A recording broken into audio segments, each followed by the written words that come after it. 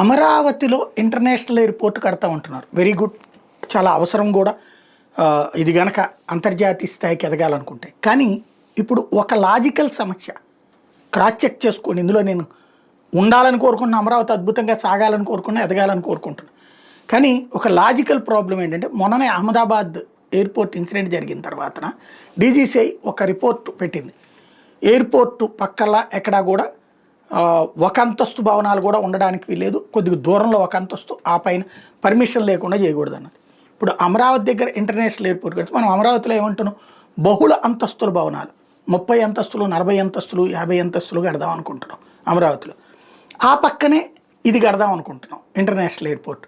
International airport అంటే భారీ విమానాలు ఉంటాయి, ఒక్కోటి 300, 400 సీట్లు ఉండేటటువంటిది ఉంటుంది.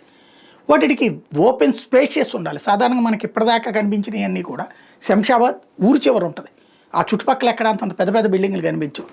ఇప్పుడు భోగాపురం అయిన రేపు పొద్దున అదే స్థాయిలో ఉంటుంది. అంటే ఇంటర్నేషనల్ ఎయిర్పోర్టుల దగ్గర చుట్టుపక్కల అంత భారీ భవనాలు అనేటటువంటిది ఉండదు. అట్లాగా ఉండటానికి వీల్లేదన్నటువంటిది ఇప్పుడు వాళ్ళు చెప్తున్నటువంటిది కూడా. ఎందుకని ఆ విమానాలు దిగేటటువంటి సందర్భంలో ఏది దీని మధ్యలో నుంచి దిగలేరు కదా. కాబట్టి ఇక్కడ మరి అలా అయితే కనుక ఇప్పుడు తీసుకునే 45,000 ఎకరాలు కొత్తగా తీసుకునేటటువంటి ఏరియాలో బహుళ అంతస్తుల భవనాలు కట్టడం సాధ్యమవుతుందా?